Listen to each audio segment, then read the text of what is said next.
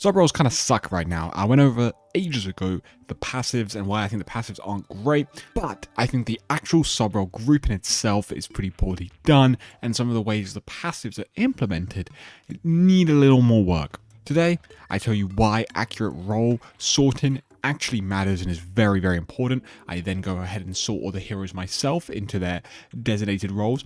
I then also come up with lots of different ideas for each role passive.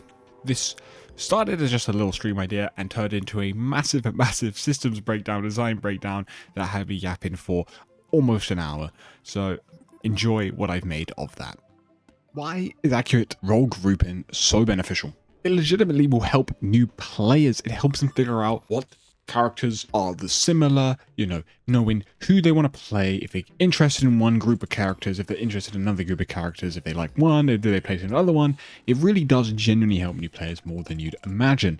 Because I think back to when I first ever played Apex Legends, when I was trying to figure out what character I wanted to play, looking at their sub roles really helped. And the game used to not have those, and then they added them, and it was like, I now kind of understand what this character is and if I'd want to play that group or not. And then if I enjoy this one legend, I would then look to other ones in its role to see if maybe I would like them as well. They just have to be correctly sorted, which is what I'm going to do today, because if they're improperly sorted, like how Overwatch feels, it can maybe even mess up new players even more. Right now, at least, I think the grouping is to the passive, not to the name of the role, which in the long term is going to make it harder to manage these sub roles. So first off, I'm going to sort out all of the sub role names properly. Let's sort these off properly. I don't remember what every single one, like every single hero is actually in, but I'm going to go through one by one and just put them into them. And I'm going to try to do this quickly. I'm not going to explain my reasoning for every single one, but this is how I think they should be sorted. Diva, Initiator, that would be true. Initiated, it's just not my favorite word for this, but I'm going to use their terms and not create my own ones because I feel like that isn't the point. Do you know what I mean? Like, we'll use their words for it, right?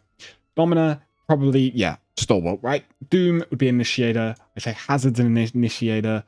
Queen is the definition of a bruiser. Like the word bruiser means queen. I would even argue Malga fits that quite well. I think Orisa deserves somewhat more than Bruiser just because she's more of a real like anchor root position type of character, more similar to Domina than I think these two. The same, maybe even Ram could be a Bruiser. I'm not gonna lie, I genuinely think Ram, I maybe belongs there more. Same here. Hog is probably best suited to Bruiser. Winston's an Initiator. Ball. Zarya, I would also say, is a bruiser.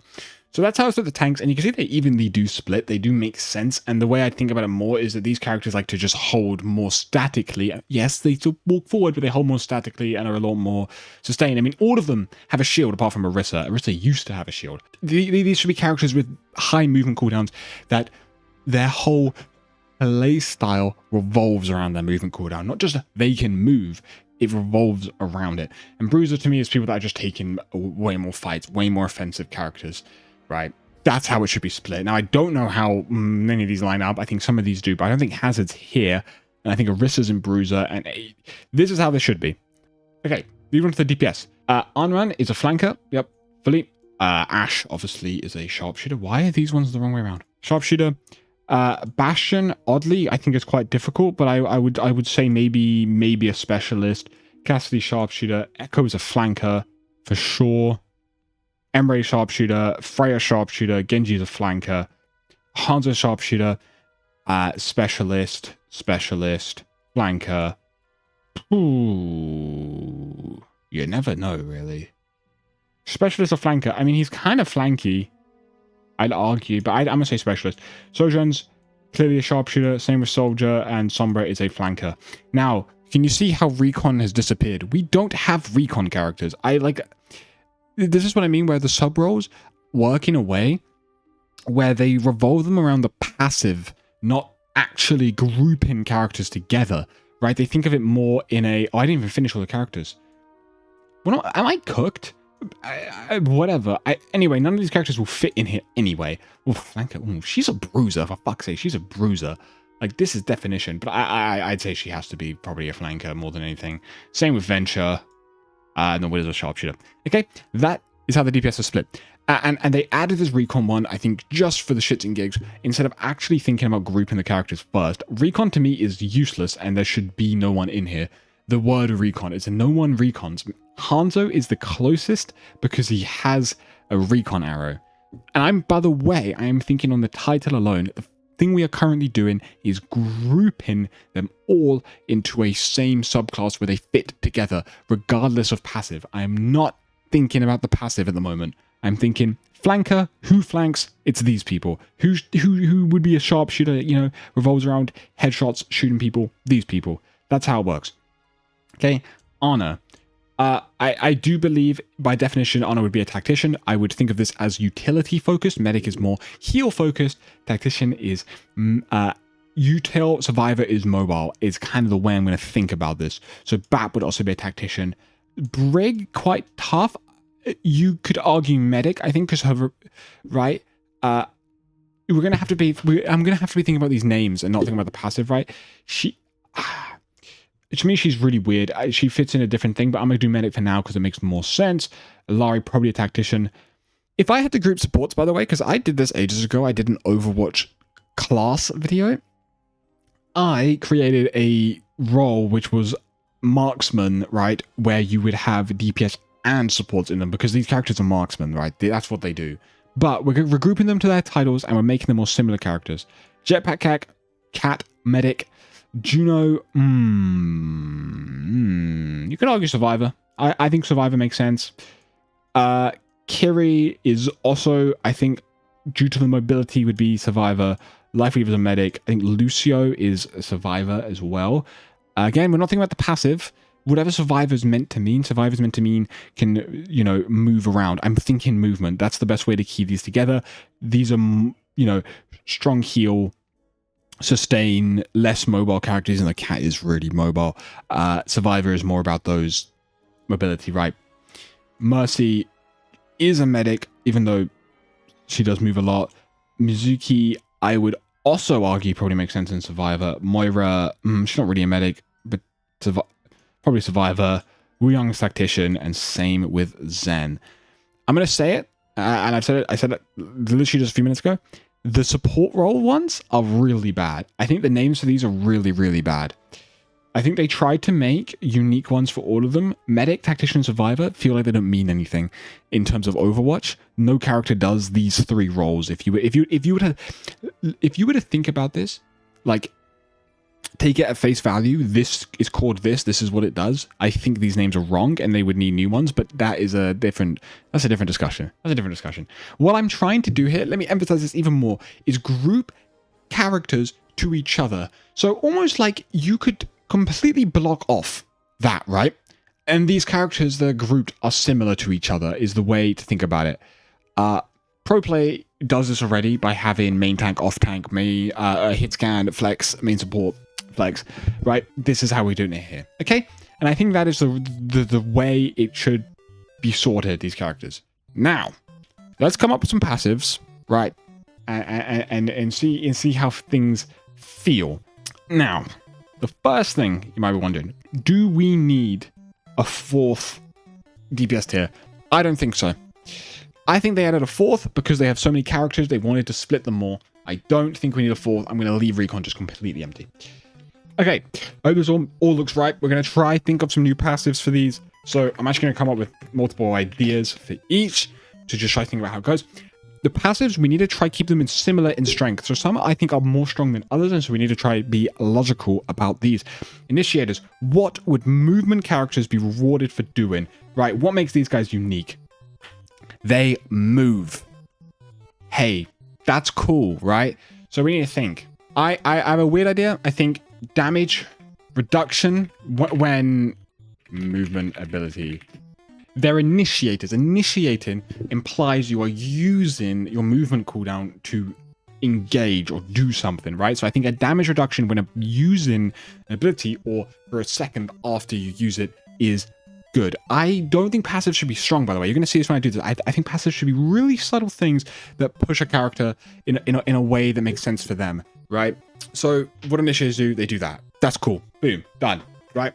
Well, I mean, we could come up with another idea if we really want, and I'll come back to it, but I want to get through just a couple to begin with.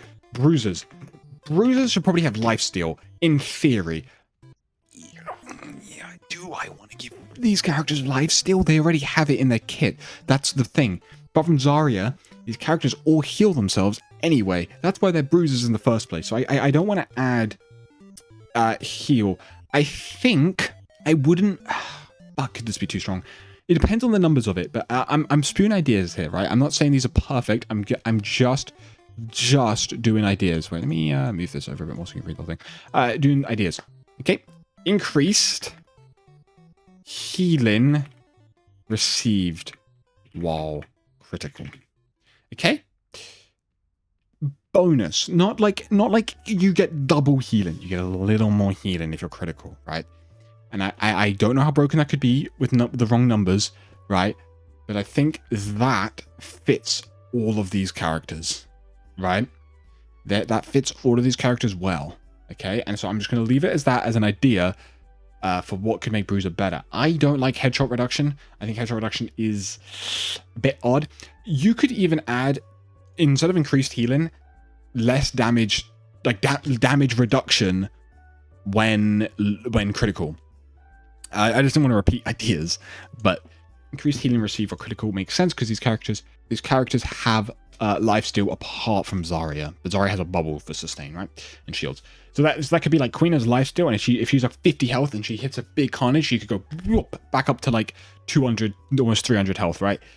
And it rewards almost play into that last spike. So yeah, again, not perfect. I'm just these ideas. What do these characters do? They kind of hold positions and anchor. This is really a difficult one. I think every tank should probably have knockback reduction. I think these guys have the best, the most healthy passive of knockback reduction. I don't almost feel like I need to get rid of that. I wouldn't mind like just knockback / slow reduction. I think that's fine. I think that's fine on some of these characters. Although characters like Ram and Orisa do have some gap close, which means slowing them might be more necessary, but it shouldn't be that bad. I'm just gonna leave it as that. That's pretty much the passive that already exists. So yeah, I'm just gonna leave it like that. Okay, specialist, right? Let's add a little. What am I doing? Can I spell? We're at a little split, right? We'll split them off. So specialist. What do these characters do? They do weird things. So this one's going to be quite difficult, I think, to figure out, because this is sort of what I'd call the outlier thing. These guys do center around abilities, so I wouldn't mind something that sort of gives a reduction to abilities in some way. Their abilities are really, really, really, like, important, but I don't know what would do that. Damage with, like, reducing abilities feels too strong and feels too gimmicky. I wouldn't mind something to do with their ults. Like, all their ults are quite special. I almost wouldn't mind something to do with ult. You could give the tactician perk to these guys over ult. I don't hate the idea of over ult, like being able to, I think tactician perk could suit these people. Junk tire, again, more junk tires is always a good thing for junk. Same with Blizzard. Blossom less so. Wall a lot, and same with Torbolt. So I think over ult charge cap of 25%. Sure. I don't hate that idea. And so I'm going to leave it like that. If I don't hate an idea, I'm giving them that idea.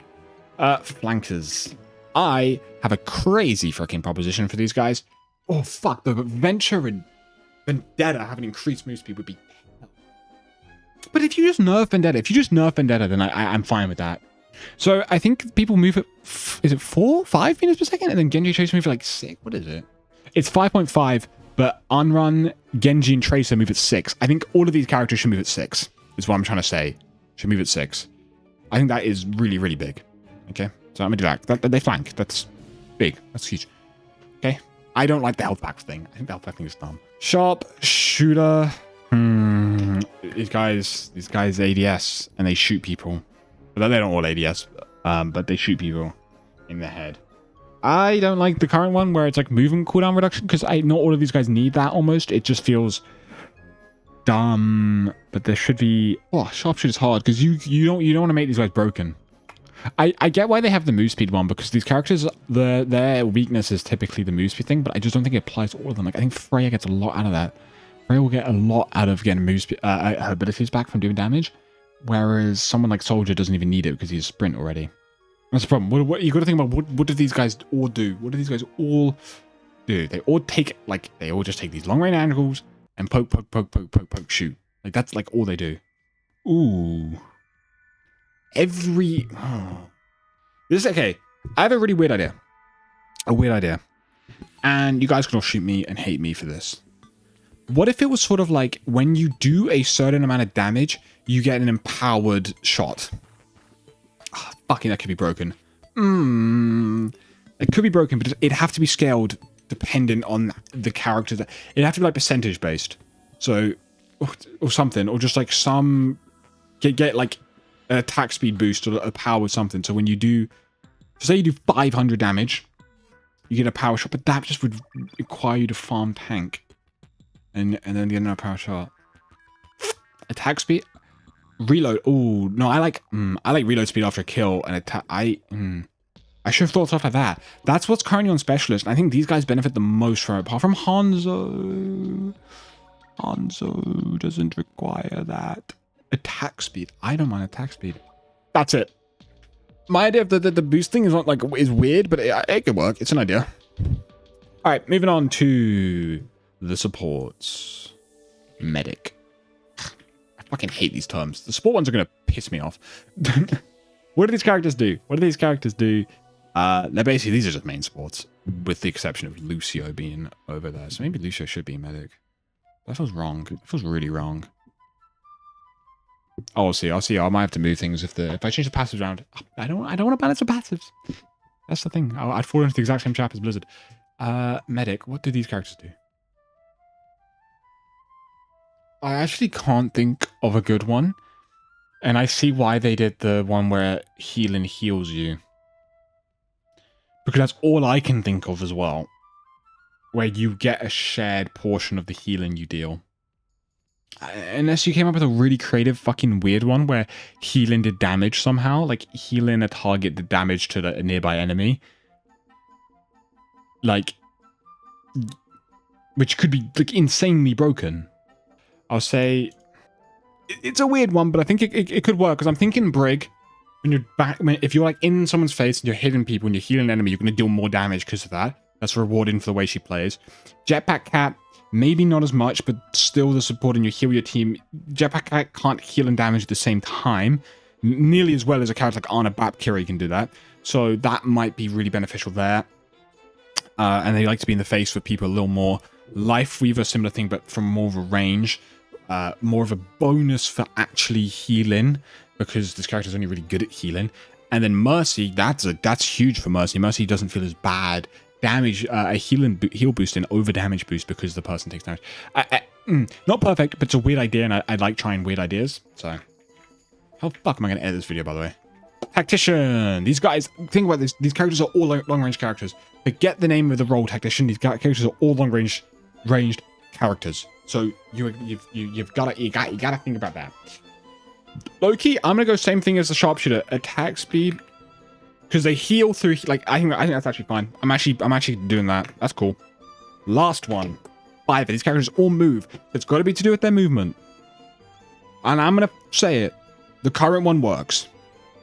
Although, yes, Lucio, Amp. Would you want that to induce your? I guess you might, because if you're escaping out or not taking damage, you might want to actually just get. I wouldn't even mind attack speed on when you use a movement cooldown, but Moira wouldn't benefit from that. I'm gonna keep it the same. Thank you if you watched this to the end, because this was a mess. I'll be honest. This was me spewing ideas, and that's what I want to understand. Let's go over this. This is all the initiators. You can look at this, take a like, you know what I mean, like stare at it what you want. Let's go over some of my things. These are, again, not perfected ideas. It is really hard to think of things in a vacuum of, is this going to be good? You'd have to test these. But these are some ideas I've come up with that hopefully apply more to the identity of these groups of heroes instead of makeshift passives that they then choose which heroes get what. So if that makes sense. So initiate a damage reduction when movement ability is used active. In actively promotes initiating and taking initiative and diving, going out, in and out. You get reduction while movement ability is active. So what that would look like for some of these characters. So Ball, for instance, that's really weird, right? That would look like sort of him when he's on fire, slamming, and stuff like that. Okay, it's not crazy. And none of these are going to be that crazy, but I think it would make a huge difference if Doom was punching in and then he got big damage reduction. That would be cool. So, stuff like that. Bruiser, increased healing received while critical. I don't know about what numbers would be best for this, but this works really well because a lot of these characters can solo sustain, apart from Zarya, but Zarya's bubble, so it makes up for it. So it could kind of be like Hog goes down to like 50 health and his Take a Breather does quite a lot. Once it passes critical, this is key, this is critical. Once it passes critical, it then goes back down to normal. So if Hog, I don't know what critical would be for Hog, like 200, 150? But if he's like 50 health and then he gets up to 200, the healing he was taking doesn't still go up. It heals him to like 150 quickly and then stops healing as like the normal amount. It goes back to the normal amount. So that would be how that would work. And I think that makes more sense for bruisers than hedge reduction, which is just unfun to play against. And this one allows you to be a little more risky, especially on a character like Queen with those lifesteal abilities. Stalwart, whatever the hell you say it, right? Knockback, slow reduction. That is kind of what they've got already. I think it works very well. I just think now that these characters are grouped correctly, this is even better. Specialist, these are all the weird heroes, but their ults are really, really good and really prominent, and util focus sort of ish maybe. So overall charge cap at 25, which is actually the current tactician perk. I just think it works better here. Flankers. I mean, maybe this one's less strong than others, but these characters are already strong and you don't need to give them that much. Increased move speed. So basically, everyone moves at 5.5 meters per second, apart from Unrun, Tracer, and Genji. And so I was like, okay, well, why don't we make all the flankers move at 6? So that's what's happened here. Sharpshooter, attack speed buff after kill. This actually used to be the old DPS passive back up until like season 9 or season 6 or something, right? It just means after you get a kill, you can then guarantee get the next kill. Well, not that guarantee, but you get a real benefit and you can keep going for it. I like that for this. I think it works for all these characters really well as well. Supports, medic. The supports are the most iffy one, but medic, share a portion of healing done. Right, that's currently what the medic passive is. I just worded it weirdly. And then the really weird one that I think would be a really cool idea, but maybe is stupid, is healing ally causes the nearby enemy to take a % of the healing that you dealt to your teammate is then dealt as damage to the nearest enemy. Obviously, within a radius, just a close enemy would take that damage. Tactician, attack speed on takedown. I think this also works really, really well for here. That's here as well. But what that means by takedown, I'm using a League of Legends term because takedown could apply to you healed soldier, and then within 5 seconds or so, he kills someone. That counts for you, and then you get a buff. Maybe that'd be broken. Maybe you'd have to tune down how much attack speed or when you're able to get attack speed, but I think it'd be super beneficial for a lot of these characters. That would be huge on like Zen. If he Zen put an orb on Tracer and Tracer goes and kills someone, he gets attack speed buff. That's really, really, really cool. Same with Discord. We're applying that exact same type of thing. Survivor. Keep the same. Heal passive after movement ability. It's just now that it's grouped better, it works a little better. The weirdest one for this is probably Lucio, but at the same time, it's not terrible. Lucio doesn't need any of the other ones. I think Lucio fits here better. Medic would be fucking broken. Imagine having an aura that just killed everyone, essentially. But yeah, so keep him there. Thanks for watching. I need to lie down.